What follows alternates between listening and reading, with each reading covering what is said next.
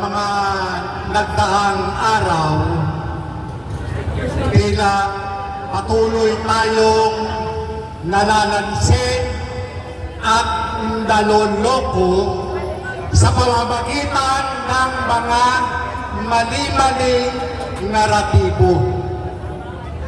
Nasabi ko ito sapagkat sa takbo ng pangyayari, tila ang mga pinagbibintangan, yung mga lumalabas sa mainstream media, ay pawang mga pipitsugin laban.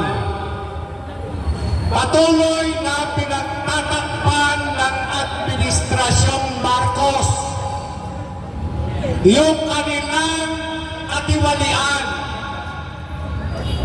Pagbibintang na itinutuon lamang doon sa mga kontratista, sa mga opisyales ng DPWH na sinasabi nilang mga dahilan ng pagkakaroon ng flood control anomaly.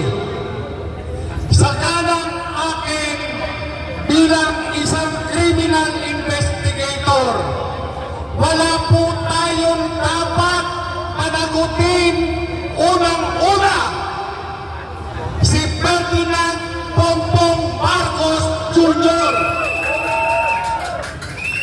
Kasama na ng Senate President, Speaker ng House of Representatives at kanilang mga kasabwat. Bakit?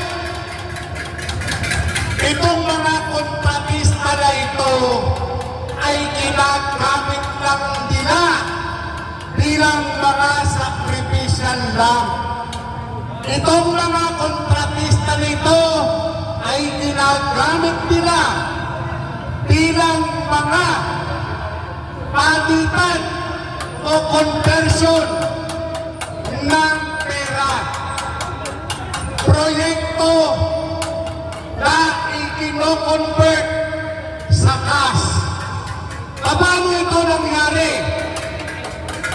Mayroon pong National Expenditure Program ang tanggapan ng ehekutibo at sa pamamagitan ng Department of Budget and Management, ito po yung isinusumite sa Kongreso.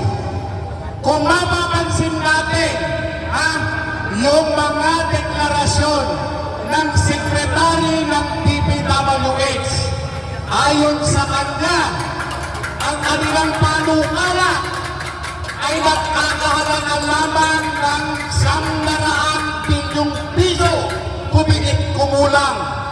Ngunit, nung ito ay na-finalize na at naging batas, yung pondo na kanilang ipinapanukala para sa isinusulong nilang proyekto, lumobo ito at naging 1.2 trillion pesos. Para saan itong pondo na ito? Saan ito gagamitin? Ito po ang isa sa mga katanungan na dapat nating malaman ang kasagutan. 2024 nang magsimula sila na pagulungin ang pagsasampa ng impeachment complaint laban kay Vice President Sara Duterte. Pero noong mga panahon na yon, wala silang sapat na pondo upang tustusan ang kanilang plano upang ma-impeach si Vice President Sara Duterte. Kaya ang ginawa nila noong nagkaroon ng pag-aaral, pagbabalangkas doon sa 2025 budget, dito nila ipinasok yung pondong gagamitin para isakatuparan ang pag-i-impeach kay Inday Sara.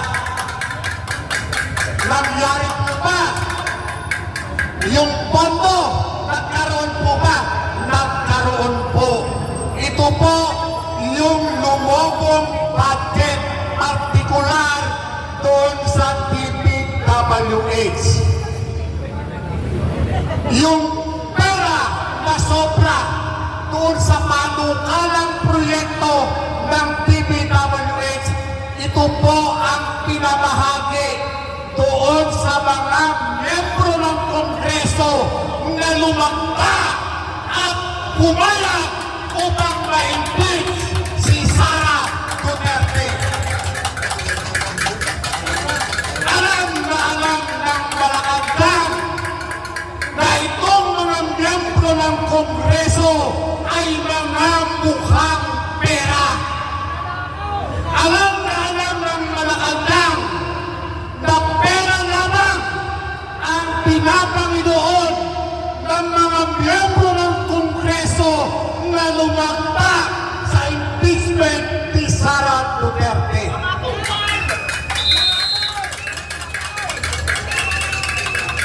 Ayon sa Malacanang, hindi tayo kayang eskapahin ng mga taga-Kongreso.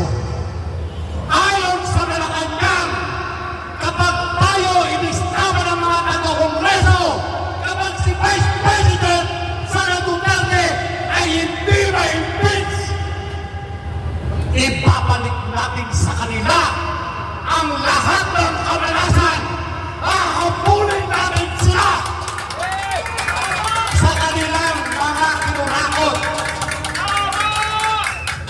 At yan po ang laban ng SORA ni Bongbong Marcos.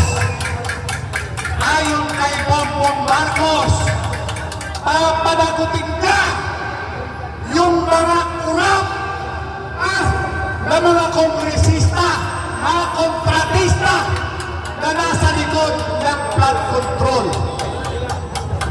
Itong nangyayari ngayon, ito po ang sipa ni Bongbong Marcos doon sa mga nabigong at talsikin si Sara.